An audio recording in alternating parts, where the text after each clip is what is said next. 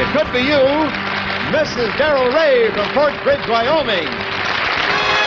It could be you, Mr. Nelson Cottle from Trenton, Utah. Or wherever you live across the United States, it could be you.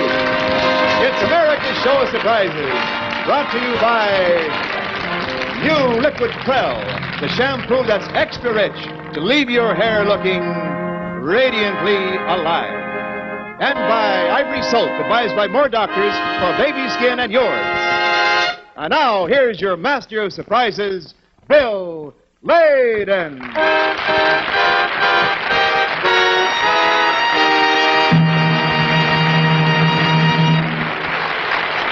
Wonderful audience tonight. Thank you, Wendell Niles. Welcome to It Could Be You and so many surprises. And are we fortunate tonight? We have a famous producer in our audience. Let's see if our cameras can find him. Now, this producer, I'm glad to say, is bringing back the double feature. And It Could Be You, we're talking about Staff Sergeant James Busby of San Francisco. Come on stage. I want to talk about your career.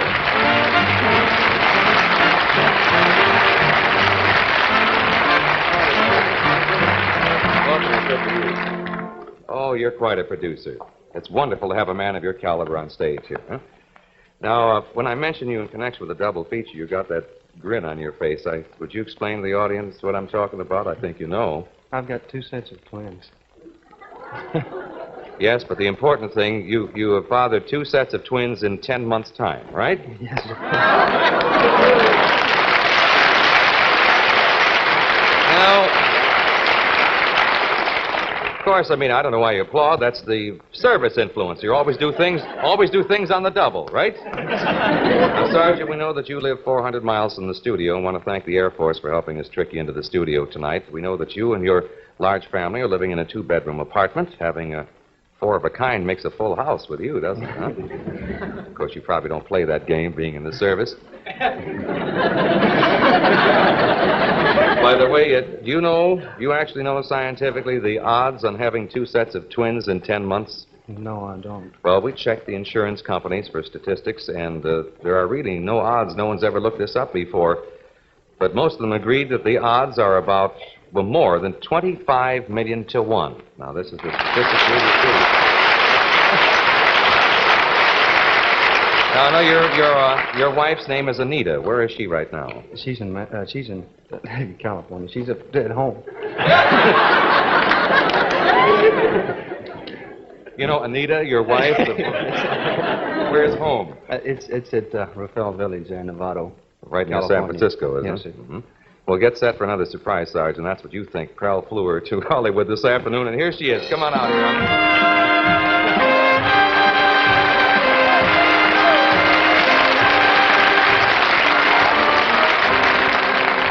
All right, now, it's enough of this mush. Now, come on. Anita, I know that you have a little secret, another surprise for Jim. Would you care to tell him now? What? Anita, suppose you tell the audience what you've just told your husband. Oh, I couldn't get a babysitter. Couldn't get a babysitter, that's right. We couldn't get a babysitter. It scared them all off. But we got them down here, and here are your 4 wonderful children. Let's bring out these babies.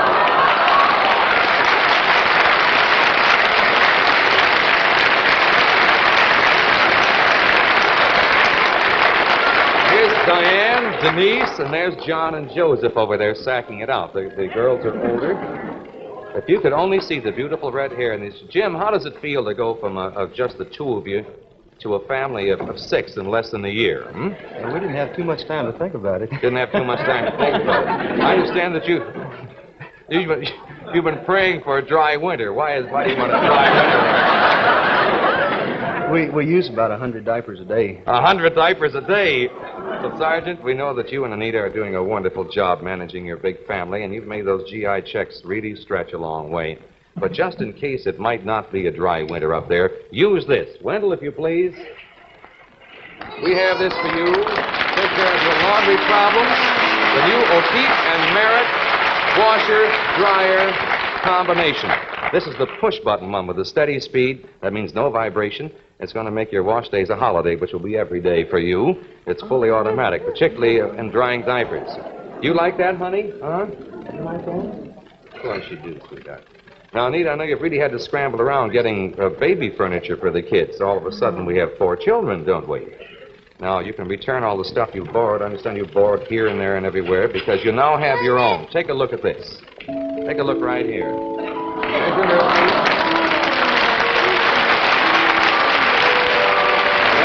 That's all from Storkline, you know, the makers of fine baby furniture. That's the gliding side crib. And it operates as quiet as a kitten. It has those patented silent drop sides. And then to go with the crib, there's the beautiful Storkline Schifferobe over there. And when you open the drawers, you'll find they are filled with a complete baby layette. Everything you need. And then there's the new Storkline fold-away feeding table. See there? There's no better line than Storkline. And I know what you're thinking right now. We'll have 3 warming up while the other are in it. And there's also the deluxe bassinet and the baby scales to go along with that. And by the way, we have thought of this too, Anita and Jim. One of each won't be enough. So we're going to send you 4 cribs, 4 Schifferobes, and 4 feeding tables. Is that all right? All right, Sergeant? And another little thing. Everything you see here, with the exception of Wendell, is yours. We're sending you also these 2 twin Storkline perambulators are yours. Now, all you have to do is to make the sidewalks wider on your block. These are beautiful children, and you should be very, very proud, as we are for you. And I know that you're going to have just a world of happiness. And it's been a double treat, believe, surprising you on It Could Be You for all of us. Congratulations. You better go with the children. I don't trust them.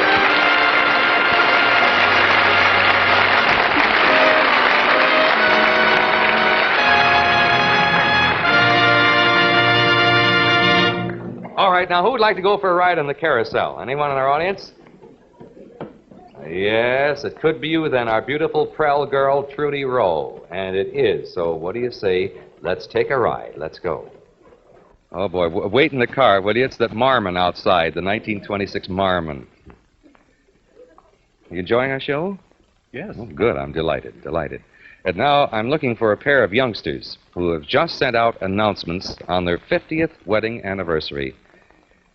Yes, it could be you, Mr. and Mrs. George Witheridge of San Fernando, California. How are you, sir? How are you, sweetheart?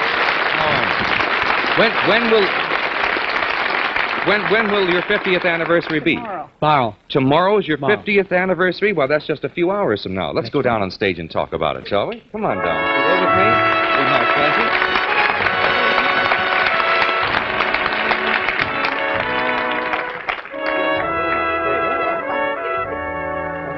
You're all right, sir, but I'd rather have the pretty one stand next to me. I know what I'm doing.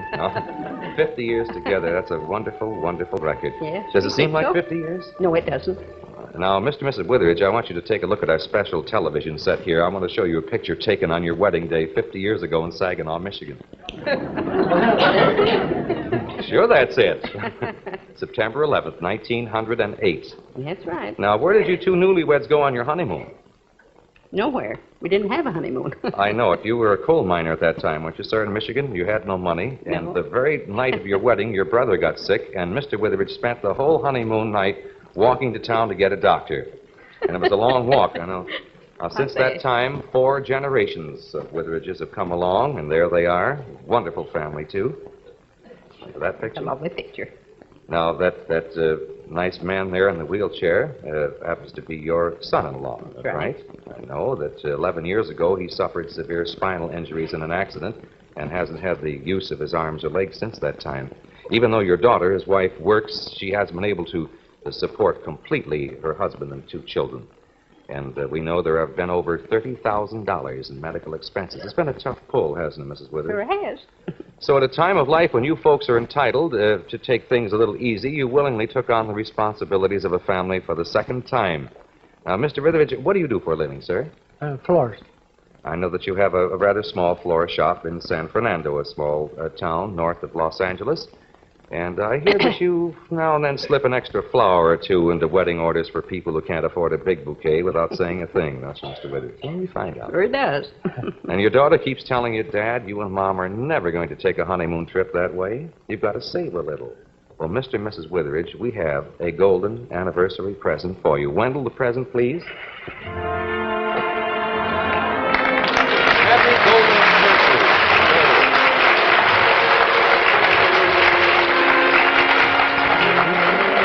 That is probably a little difficult to read in the camera. Is it good to eat? You just dip a finger in there.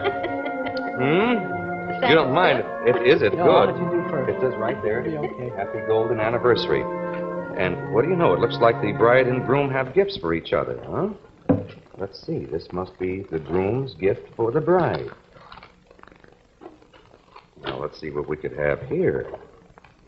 I know something you've wanted for 25 years. Your young bride has been wishing for a watch that would keep time. So the groom has for you this beautiful 23-jewel Bulova Empress diamond encrusted, just for you. Beautiful. And so are you. That's what you want. Now let's look over here. You must have a gift for the groom. This is pink ribbon. Leads down here. An envelope. All right. Now, I know that for 50 years you've been doing nothing but talking about a trip, and you've never been able to go. And we know that you've always wanted to go to Hawaii. So the bride's gift to the groom is a honeymoon trip to Hawaii on your 50th anniversary. You're going to... I love it. Right here, it says it's all down here. You're going to fly... You're going to fly to and from sunny Hawaii. You'll be staying at Waikiki's finest hotel, the fabulous Henry J. Kaiser's Hawaiian Village. Now, whether you leave tomorrow or spend Christmas in Hawaii, it's all up to you. You'll never forget your week at the fabulous Hawaiian Village, Hawaii's most luxurious hotel. Oh, something else in the envelope was sort of tucked in there. A little check for $250 for those incidental expenses. You may want to get a wild shirt or something, and you may want to get one of those, those things when they dance, that thing. Wouldn't I look pretty in one? You certainly would.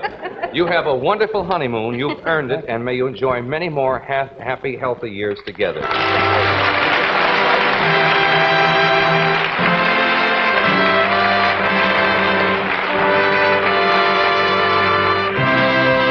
In a moment, we're going to have one of the most dramatic surprises we've ever done on It Could Be You. But first, how many of you sometimes think that you have a split personality?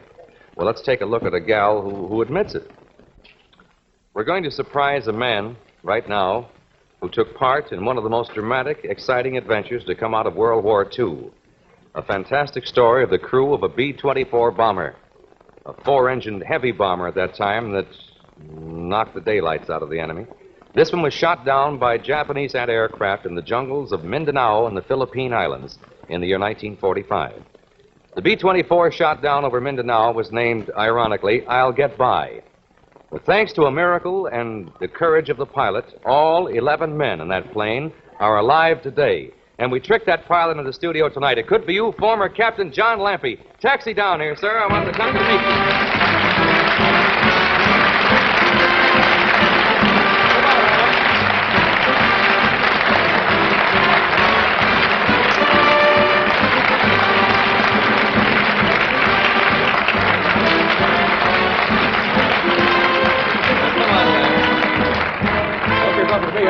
B-25 pilot. How are you? We surprised you. Now, you Air Corps man. Huh? John, I know you live now in Southern California with your wife and two children. We had quite a problem keeping the secret from you. Now, I'm going to show you something that'll bring back memories. The crew of your plane. Now, I'll get by. There you are. See in the back on the left, standing? That was taken shortly before your last mission, wasn't it? Right. I know your plane struck. It caught fire. The controls were just about shot away. But you held a course. You stuck to the ship and held a course while all your men bailed out, 1, 2 at a time. Like a good captain, you were the last man to leave the ship. How close to the ground were you when you finally hit the silk? Oh, maybe 2,000 feet. Looked pretty close. It was getting closer all the time. And they had a little game there.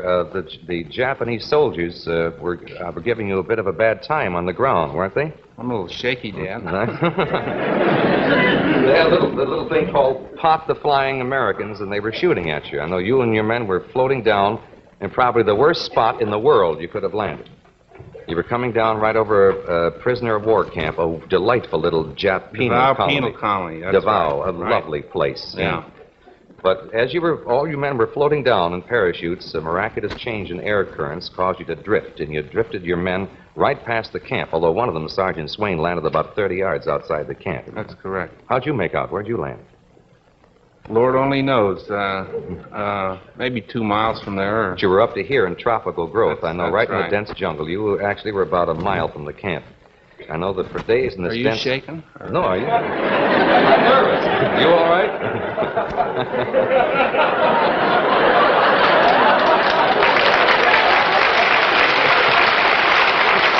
Just a touch of malaria, I'll be all right.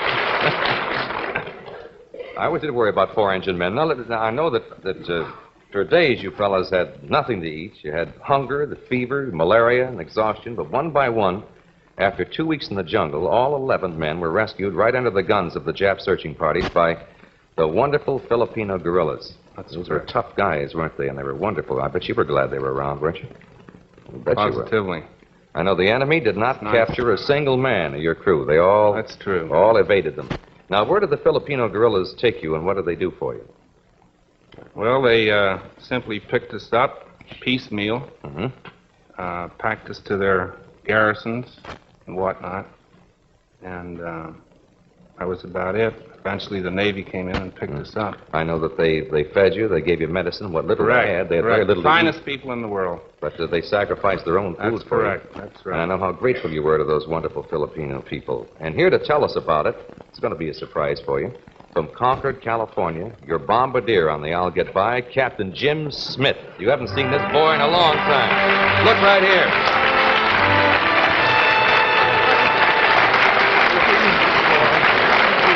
How about that, huh? Boy, Smitty, Lampy didn't forget the Filipino people, did he? No, he sure didn't. He always was a kind of a tender-hearted guy. Are you shaking? Huh? Are you? When he got back, he had to do something about it, so he started scrounging, filching, pilfering, talking to supply sergeants. Before we knew it, we had a mountain about 2 tons high out in front of our tent. Food supplies. Food, supplies, medicine, everything. It took 3 airplanes to fly it back to the little village, and they dropped it off at the village where we were rescued. I think you fellows might enjoy seeing a picture of the surprise party celebrating your safe return. Take a look at our television set there. Now, Smitty, that's a picture of the enlisted men there, isn't it? Yes, it is, but we all had a job to do. Lamp was the kingpin, but when we were on the ground, we were all buddies. Now, I'd like to show a picture of the officers at the same party while they were still standing up there. The cook couldn't bake one cake big enough for all of you. Wait, John, let's see. 1, 2, 3, 4. I see 5 officers in this picture. Your plane carries only 4 Well, officers. we had...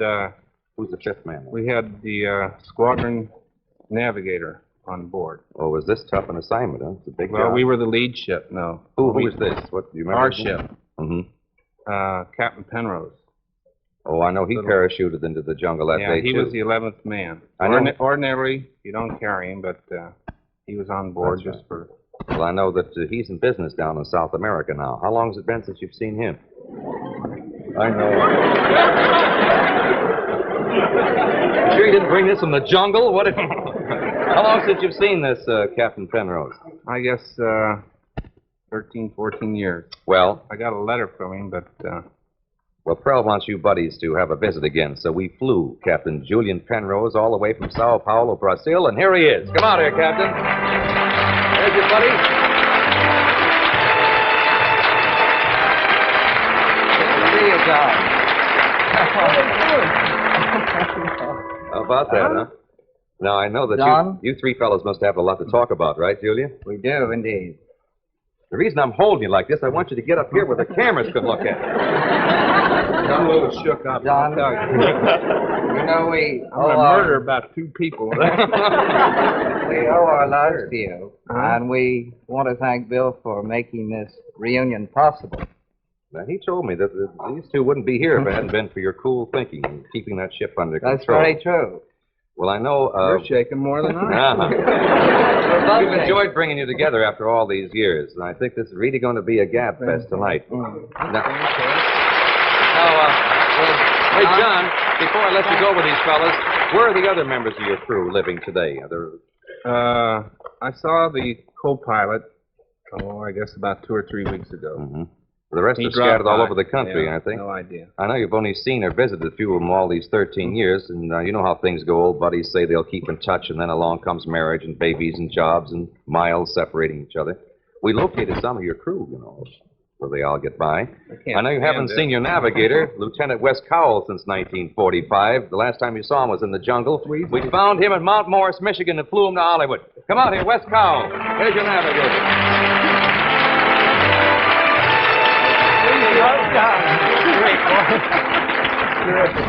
Quite a... Oh, boy. This is quite a night for the captain, I'll tell you. And our staff tracked down your co-pilot, Lieutenant Davy Rolfe in Spokane, Washington. Here he is. There's Davy.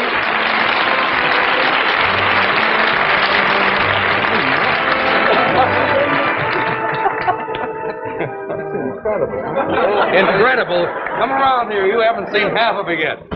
Boy, the war story is going to get it going over tonight. You know, it took us weeks. It took us weeks to do this, and we want you to. We got more. You know, it took us weeks to find these men all over the country, right? Let me say a few.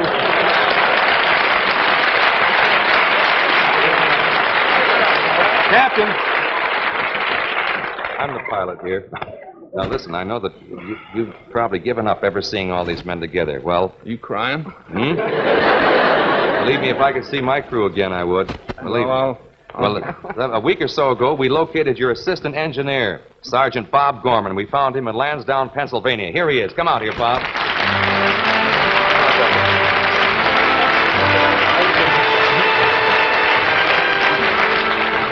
How you doing? This boy saved our lives. Good, we This heard boy, of- yeah. Great boy. I know this is going to be quite a gathering. We're all here. Whatever happened to Jack Swain? You know, he's the Lloyd fellow... Swain? Yeah, he landed so close to the... He was the one that landed 2 feet outside the Jap. Lord knows, but he's probably here.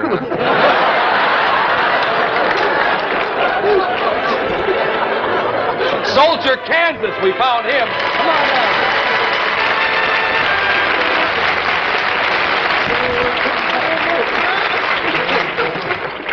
You know, we've burned up the wires trying to find the rest of your crew. They're spread all over. And I know that you had some wonderful men, your waist gunners. We called Lancaster, Ohio. We called McAllen, Texas, to see some of the guys. Sergeants Lawrence Murphy, Denny Durr, and Patty Fortunato and Paul Cantu. We found them all right. They were spread all over the country. Here they are, the whole crew. Come on down here. The whole crew is here.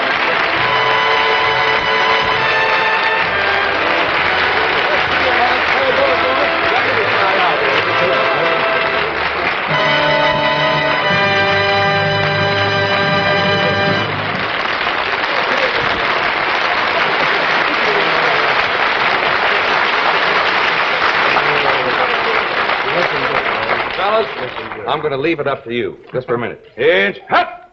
It's been a long time. Will you please turn your captain pilot around, because I got more to say. Patty.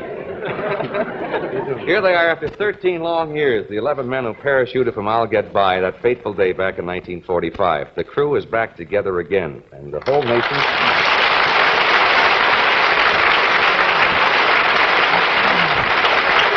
Let me tell you this, Lamp. We've arranged a reunion party for you at the famous Knickerbocker Hotel in the heart of Hollywood. They've removed all the good furniture and everything. And John Lamp, let me tell you, as a memento of this night, and more particularly of the experience that you men shared back in 1945, and in the name of your crew, we'd like you to have this beautiful 23-jewel Bulova wristwatch in its gold case. But the important thing to you will be the engraving, and if I can still pass the Air Corps test, I'll read it. We'll never forget, February 17th, 1945, the crew of the I'll Get By. This is from your men, and here it is. Have a wonderful get-together. I don't have to tell you, have a wonderful reunion. You sure may.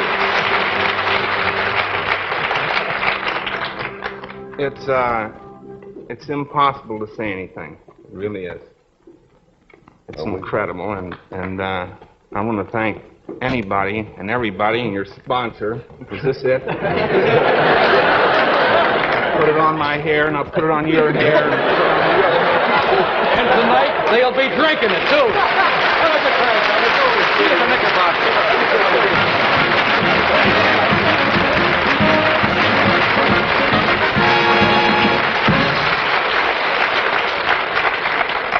Think I'll get my shin guards and go down and visit that party about 2 hours from. You know, when a man gets to the end of a busy day, here's just about the nicest thing that could happen. The door opens wide, and before you know it... more surprises. The same time next week. Be sure to watch It Could Be You daytime, Monday through Friday. This is Bill Layton saying when we come your way next time, one of our surprises could be you. Bye-bye, everybody, and thank you.